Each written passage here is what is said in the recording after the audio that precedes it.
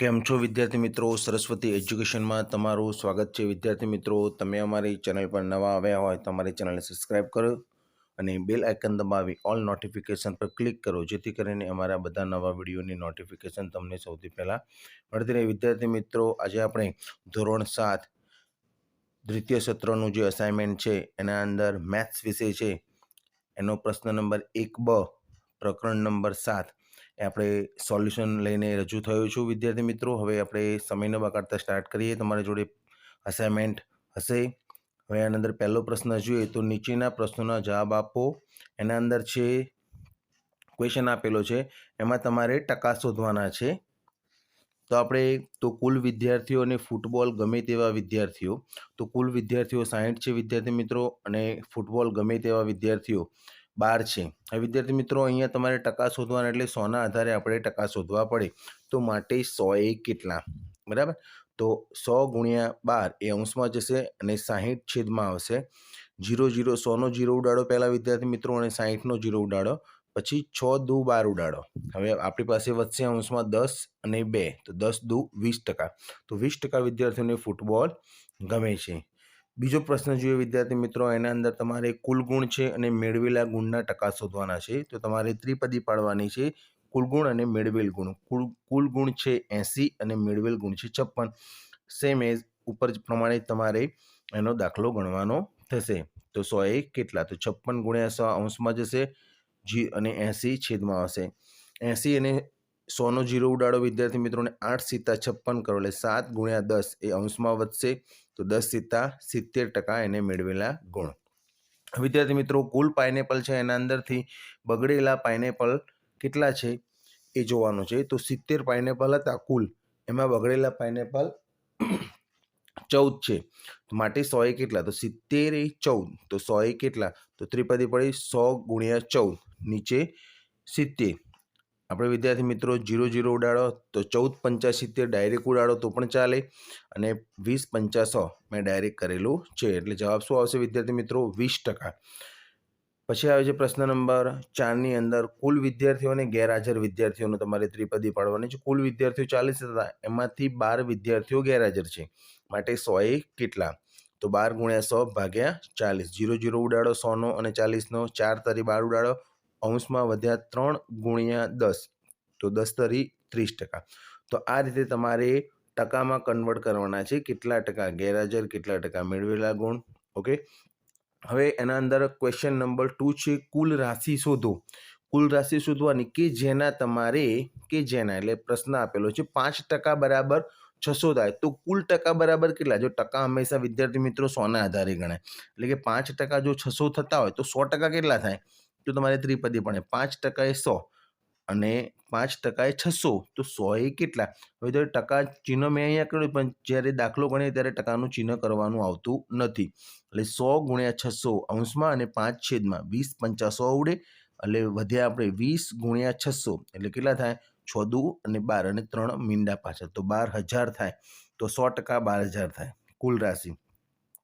Second નંબરનો દાખલો છે વિદ્યાર્થી મિત્રો, 12%ના 1,080 રૂપિયા. તો જો 12%ના 1,080 રૂપિયા હોય તો 100%ના કેટલા? સેમ પોઝિશન, બરાબર. તો 1,080 ગુણ્યા 100 ભાગ્યા 12, તો 12 9 108, પાછળ 1 શૂન્ય, એટલે 90 ગુણ્યા 100 એટલે કેટલા થાય? 9,000 રૂપિયા. હવે આગળ જોવા વિદ્યાર્થી મિત્રો, ત્રીજો, 40% બરાબર 500 કિમી, તો 100% બરાબર કેટલા? તો એમાં એ જ પ્રમાણે ગણવાનું છે આગળના દાખલાની જેમ જ. 500 ગુણ્યા 100 અને છેદમાં 40. 0 ઉડાડો 500 ની 40 ની, પછી 25 ચોક 100 ઉડાડ્યા છે વિદ્યાર્થી મિત્રો, તો 50 ગુણ્યા 25 એટલે ટોટલ કેટલા થાય? 25 પંચા 125 અને પાછળ 1 શૂન્ય, તો 1,250 કિલોમીટર થાય. હવે 70% બરાબર 14 મિનિટ. તો જો 70% બરાબર 14 મિનિટ હોય તો 100% બરાબર કેટલી? તો 14 ગુણ્યા 100 અંશમાં અને 70 છેદમાં. 0 ઉડાડો, 7 દુ 14 ઉડાડો અને 2 ગુણ્યા 10 એટલે 20 મિનિટ થાય. તો આ રીતે વિદ્યાર્થી મિત્રો દાખલા ગણવાના છે. તમે પોસ્ટ કરીને પણ લખી શકો છો. અને મારો વિડીયો પસંદ આવે તો વિદ્યાર્થી મિત્રો તમારા મિત્રોને પણ મોકલજો, જેથી કરીને એમને સોલ્યુશન આવડી જાય। હવે આવે છે પ્રશ્ન નંબર 3, ટકાને અપૂર્ણાંકમાં ફેરવી તેનું અતિ સંક્ષિપ્ત સ્વરૂપમાં લખવાનું છે। હવે જે વિદ્યાર્થી મિત્રો તમને ટકા આપેલા, હવે વિદ્યાર્થી મિત્રો ખાસ ધ્યાન રાખવાનું કે જો ટકા આપેલા હોય તો છેદમાં હંમેશા 100 લખાય, કારણ કે ટકા હંમેશા 100ના આધારે ગણાય। તો 25% હવે લખવાની જરૂર નથી ઉપર, તો બરાબર કરીને 25 નીચે છેદમાં 100, તો 25 નો ગોળી તો 25 ચોક 100, તમે ડાયરેક્ટ પણ ઉડાડી શકો છો અને મેં કર્યું એ પ્રમાણે પણ તમે કરી શકો। 25 ગુણ્યા 1 અને 25 ચોક 100 એટલે 25 ઉડી જાય, તો બાકી રહે આપણો 1/4, તો એનો અતિ સંક્ષિપ્ત રૂપ થઈ ગયું। હવે 150 છે, એને પણ છેદમાં 100 લખો, 0 ઉડાડો, બાકી રહ્યું 15 ગુણ્યા 15 ભાગ્યા 10, તો 5 તરી 15 અને 5 દુ 10, તો 5 ઉડી જાય, તો 3/2 3/2 અંશમાં મોટી સંખ્યા છે એટલે 1.1/2 તમારો જવાબ થશે। એ જ પ્રમાણે ત્રીજો જવાબ જો 20% છે, તો 20 50 તમે ડાયરેક્ટ પણ લખી શકો છો અથવા ભાગ પણ પાડી શકો છો। હવે આવે છે ચોથામાં 5%, તો 5 ભાગ્યા 100 એટલે 5 એકુ 5 અને 20 50 5 છેદ ઉડી જશે, તો એ અંશમાં 1/20, 1/20 આપણો જવાબ। હવે વિદ્યાર્થી મિત્રો ખાસ છે અમુક વિદ્યાર્થીઓને આવા દાખલામાં પ્રોબ્લેમ થાય છે, પણ એમાં સૂત્રો યાદ રાખવા પડશે જેથી કરીને તમને દાખલા આવડી જાય। નીચેના પ્રશ્નોના જવાબ આપો। ₹6000નું 9% લેખે 2 વર્ષનું વ્યાજ શોધો। અહીંયા 2 વર્ષનું વ્યાજ શોધો એટલે સાદું વ્યાજ જ શોધવાનું, ચક્રવૃદ્ધિ વ્યાજ શોધવાનું નથી। હવે વિદ્યાર્થી મિત્રો રકમમાં તમને આપેલું છે કે 6000 એટલે કે એને મુદ્દલ રકમ કહેવાય, એટલે એને P બરાબર 6000 લેવા પડે। પછી 9% છે વિદ્યાર્થી મિત્રો, ખાસ ટકા એટલે રેટ ઓફ ઇન્ટરેસ્ટ, તો R બરાબર 9%, જેટલા ટકા હોય એને R તરીકે દર્શાવવાના, અને 2 વર્ષ છે એટલે કે T એટલે કે ટર્મ ઓફ કન્ડિશન, એટલે T એટલે કે 2 વર્ષ છે।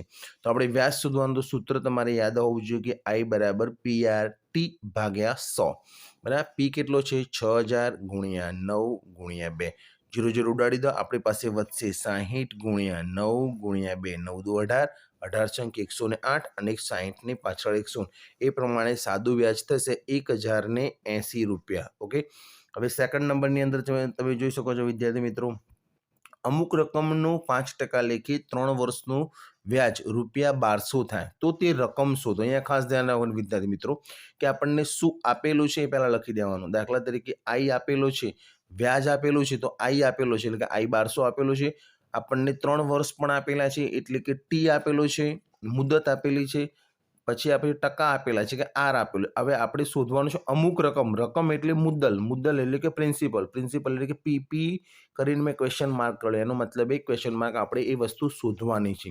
તો P નું સૂત્ર આપણે જોઈએ તો P બરાબર 100 ગુણ્યા I અને ભાગ્યા R ગુણ્યા T, 100ના 100 રાખવાના, I આપણને આપેલો છે ₹1200 અને છેદમાં R બરાબર 5 અને ગુણ્યા T બરાબર 3।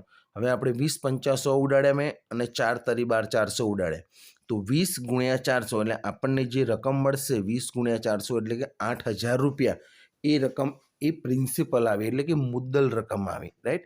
તો આ P શોધવાનું સૂત્ર છે। હવે વિદ્યાર્થી મિત્રો ત્રીજા દાખલાની અંદર તમે જોઈ શકો છો ₹2500નું 3 વર્ષનું વ્યાજ ₹600 થાય, તો વ્યાજનો દર શું હશે? દર શોધવાનો છે એટલે આપણને R શોધવાનો, રેટ ઓફ ઇન્ટરેસ્ટ, બરાબર। રેટ ઓફ ઇન્ટરેસ્ટ આપણને ટકામાં મળશે, તો P બરાબર 2500 લખો, T બરાબર 3 વર્ષ અને I બરાબર 600 અને R આપણે શોધવાનું છે। અહીંયા R ક્વેશ્ચન માર્ક કરવાનું, આવું તમારે ફોર્મ્યુલા તમારે એક્ઝામમાં બનાવવાનું જેથી કરીને આપણને ખબર પડે કે શું શોધવાનું છે, પછી આપણે એના વિશે વિચારવાનું કે R આપણે શોધવાનું છે, એટલે કે R નું સૂત્ર લખવાનું, R બરાબર 100 ગુણ્યા I, નીચે P ગુણ્યા T। 100 ગુણ્યા I ની અંદર 100 ગુણ્યા આપણે 600 લખવાના, P બરાબર 2500 આપેલા છે અને T બરાબર 3 વર્ષ આપેલા છે। 600 ની 0 ઉડાડો, 3 દુ 6 ઉડાડો, 25 ચોક 100 ઉડાડો, જેથી કરીને 4 ગુણ્યા 2 વધે એટલે 4 દુને 8, તો વ્યાજનો દર થાય 8%। તો આ R નું સૂત્ર પહેલા આપણે જોયું વિદ્યાર્થી મિત્રો, P શોધવાનું સૂત્ર પહેલા I શોધવાનું સૂત્ર પહેલા દાખલામાં, પછી P શોધવાનું સૂત્ર અને પછી R શોધવાનું સૂત્ર, અને છેલ્લા દાખલામાં છે 4000નું 9% લેખે વ્યાજ ₹720 થાય, તો મુદત શોધો। અહીંયા આપણે મુદત શોધવાની, તો P બરાબર 4000 આપેલું છે, R રેટ ઓફ ઇન્ટરેસ્ટ 9% આપેલો છે, I બરાબર આપણને 720 આપેલા છે, તો આપણે T શોધવાનું છે, ટર્મ મુદત, એટલે કે ટીમાં ક્વેશ્ચનમાં કહ્યું ટીનું સૂત્ર 100 ગુણ્યા આઈ अपॉन पी गुण્યા આર। વિદ્યાર્થી મિત્રો, આ સૂત્રો તમે જાતે પણ બનાવી શકો છો, એના અંદર કશું જ નથી। ઉપર જો બધા સૂત્રોમાં 100 ગુણ્યા આઈ છે, જ્યારે ટી શોધવાનું હોય ત્યારે બાકીના પીઆરટીમાંથી પી ગુણ્યા આર છેદમાં આવશે। ઓકે, એ પ્રમાણે હવે તો 100 ગુણ્યા આઈ તો 100 ગુણ્યા 720 છેદમાં પી 4000 અને ગુણ્યા 9 બરાબર। 0 0 3 0 ઉડાડી દો, 9 8 72 ઉડાડો, પછી 4 2 8 ઉડાડો તો કેટલા વર્ષ આવશે વિદ્યાર્થી મિત્રો? 2 વર્ષ। તો વિદ્યાર્થી મિત્રો, આ ટી શોધ્યો આપણે, પછી આ આર શોધ્યો। આરનું સૂત્ર તો પી ગુણ્યા ટી આવશે છેદમાં, પછી આવશે પીનું સૂત્ર, પછી આઈનું સૂત્ર। ઓકે વિદ્યાર્થી મિત્રો, આ હતું આપણે પ્રશ્ન નંબર 1બ ધોરણ 7નું સોલ્યુશન। વિદ્યાર્થી મિત્રો, તમને વિડીયો પસંદ આવ્યો તમારા મિત્રોને મોકલજો, અને આવા જ વિડીયો હજી આવતા રહેશે તો મારી ચેનલને સબસ્ક્રાઇબ કરવાનું ભૂલતા નહીં। ઓકે વિદ્યાર્થી મિત્રો, આજે એટલે સુધી જ। Thanks for watching video. તમે અમારી ચેનલ પર નવા આવ્યા હો તો અમારી ચેનલને સબસ્ક્રાઇબ કરો અને બેલ આઇકન દબાવી ઓલ નોટિફિકેશન પર ક્લિક કરો, જેથી કરીને અમારા બધા નવા વિડીયોની નોટિફિકેશન તમને સૌથી પહેલાં મળતી રહે।